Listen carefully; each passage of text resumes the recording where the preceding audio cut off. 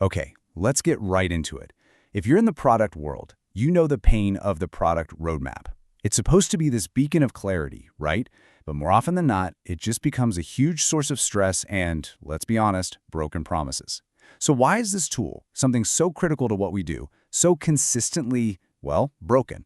Let's unpack that problem and find a much better way forward. And hey, it's not just you. This isn't just a feeling.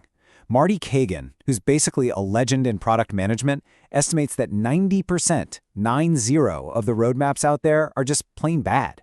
That's not just a complaint, That's a diagnosis of a problem that's everywhere.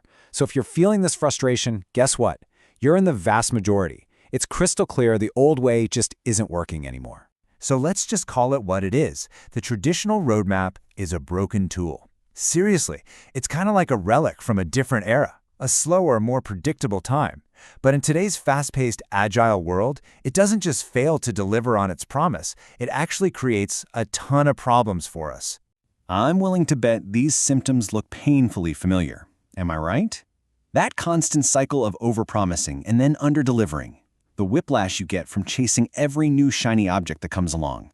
And this one's huge. The roadmap gets treated like a rigid release schedule with hard dates set in stone. But the worst part of all? It's completely disconnected from the strategic why, which just ends up creating friction and discord between teams that really should be working together. Man, this quote from David Cancel just perfectly captures the trap we all fall into. A traditional roadmap puts you in a complete no-win situation. You either have to stick to an outdated plan you know is wrong, or you adapt to new information and then get accused of breaking a promise. It's a total lose-lose. But what if there was another way? What if we stopped trying to fix this old, busted model, and instead we relaunched our entire idea of what a roadmap is even for? Let's explore that. Let's build a new foundation. Here it is. This is the crucial shift. A modern roadmap is not a project plan. It's a strategic communication tool. Think of it as a statement of intent, a story about the value you're going to deliver to make your vision a reality. It's all about direction, not deadlines. And believe me, that one little shift changes absolutely everything. A really great way to think about this is to picture the product manager not as a project manager with a clipboard, but as an executive chef. The chef doesn't just list out ingredients and cooking times, right? No, they craft a menu. That's the roadmap to create a whole seamless experience, making sure the entire kitchen staff understands the why behind every single dish. And that brings us to the absolute core of this whole relaunch. The biggest change isn't the template you use or the software you buy. It is a fundamental, critical shift in your mindset. It's about moving from outputs to outcomes. Let's break this down because it's so important. The old way is all about outputs, the stuff we build. It's a project plan, a list of features with these super rigid dates. It's all about the what. The new way? It's all about outcomes, the why. It's a strategic tool focused on customer problems we need to solve, using broad, flexible timeframes like now, next, and later. This simple change allows you to embrace uncertainty and learn as you go.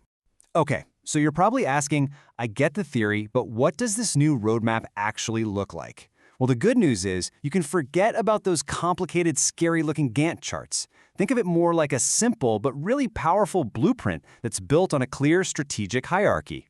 The structure is actually beautiful in its simplicity. Everything, and I mean everything, starts with the product vision. That's your North Star. That vision then informs your measurable business objectives. And how do you achieve those objectives? By tackling themes. Those are the big, high-level customer problems you're going to solve. Now notice what's missing. That's right, no specific features, no hard and fast deadlines. It's just a clean, strategic flow from the top all the way down. And look, this isn't just some theoretical exercise. An outcome-focused roadmap is an incredibly powerful tool for making smart, data-driven decisions every single day and getting the entire organization aligned. It turns your strategy into a practical, real-world guide. For example, let's talk prioritization. Instead of just reacting to whoever shouts the loudest in a meeting, you can use a simple framework like this value versus effort scorecard. You score each potential theme on the value it delivers versus the effort it's going to take. Suddenly, you have a much clearer, data-informed way to decide what to work on next. It helps turn those subjective arguments into objective, productive conversations. So, let's end with a question for you to take with you. Is your current roadmap a fragile list of promises that you're constantly stressed about breaking? Or is it a dynamic, living prototype for your strategy, one that's built to adapt and evolve as you learn? Answering that question for yourself is the very first step to truly relaunching your roadmap and unlocking your team's real potential.